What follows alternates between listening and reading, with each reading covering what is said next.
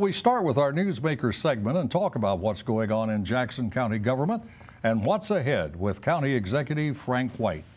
Frank, of course, was first known as a Kansas City Royals player, part of the iconic 1985 World Series team. After leaving the field, he became a commentator for Royals television broadcast. Later, he was elected to the Jackson County Legislature and is now the county executive. Frank White, it is always a pleasure to welcome you to Ruckus. Oh, this is my pleasure to be here. Thank you. You were quoted in a newspaper story that I saw just the other day, and you said, there are a couple of questions you are most frequently asked by your constituents. They are, what the heck is wrong with Jackson County, and why in the world would you want this job? What do you say in response to those questions? Well, I just take it to mean that I'm doing something right, and I think I'm in a great position to help the people of Jackson County, help them in terms of living, improving their quality of life and so forth. So I just feel like I'm the right guy in the right spot to move things forward with Jackson County. Well, when they say, what in the world is wrong with Jackson County, what do you say to that? Well, I try to point out that a lot of the things that go on in Jackson County have been here for a long time, and it's all politics. And as you know, I'm not a career politician. I'm just there to do the right thing. And everything that I do is based on the law. It's based on the charter. And I don't vary from that. And sometimes making right decisions is hard to do sometimes. But I try to work with the people involved. I try to work with my elected colleagues and trying to come to a successful conclusion on some of the things we're trying to work on. It doesn't look like your elected colleagues are always working with you. Have they not on the legislature moved to hire and create 3 new positions, so-called executive positions, being paid reasonably high salaries to do the work that is typically handled by the county executive's office? And we were opposed to that. We were opposed to the ordinance. Are you going to stop it?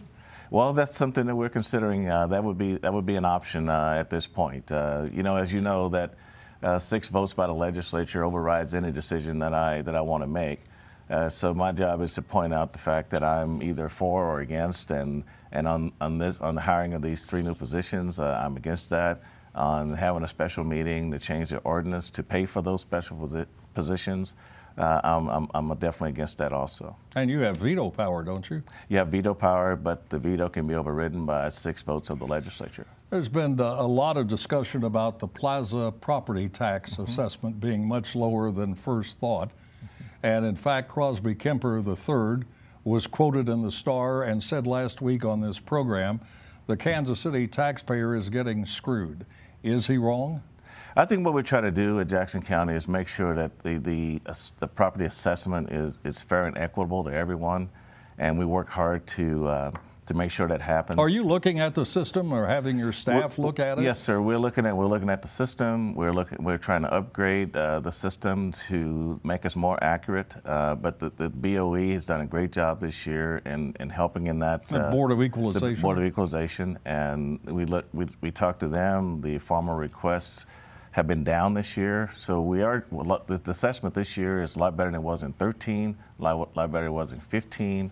And moving forward to 18 and 19, we expect that to be even better. But you are asking the assessment officials to look at the system and see what can be done to make it better, if anything can be done. Right, and it goes back to technology, and we need to keep improving our technology. The county is really in a position where we have to upgrade so much over the years. And just a couple weeks ago, we finally started taking credit and debit cards and collections to show you how far behind we are. So we're heavily paper. We're trying to get more technology driven and try to eliminate some of those things. And the assessment department would be in that line. Well, before we go, we've got to talk about the jail, a long-time problem in Jackson County. A consultant report told you in the legislature 2 options, either renovate it or rebuild it. Both are extremely costly, more than $150 million. What do you plan to do? Well, at this point, we just gotten our priority list back from HOK in terms of. They're the ones who worked on the jail. They did the infrastructure evaluation of the jail for us, and they gave us that report back, and then we asked them to go back and do a priority list. So because we have to continue to make improvements. We have to continue to provide safety, security for the corrections officers and also the inmates themselves. That's one of the core values of the county. And so with that, we're trying to determine what's the next steps to go from there. I'm putting together a task force.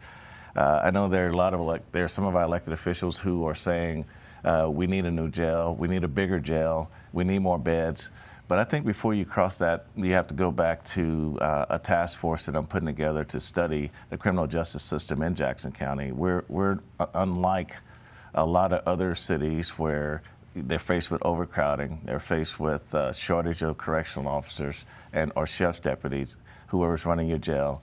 And looking at some of the studies that they're doing to combat some of the same. So you are doing something with regard to the jail. You're just not sure at this point what the direction will be. Well, and that's true. I've got to stop you there because we're running out of time. I wish we had much more. It's a pleasure to see you again. Thanks for coming in. Thank you, Mike. My pleasure.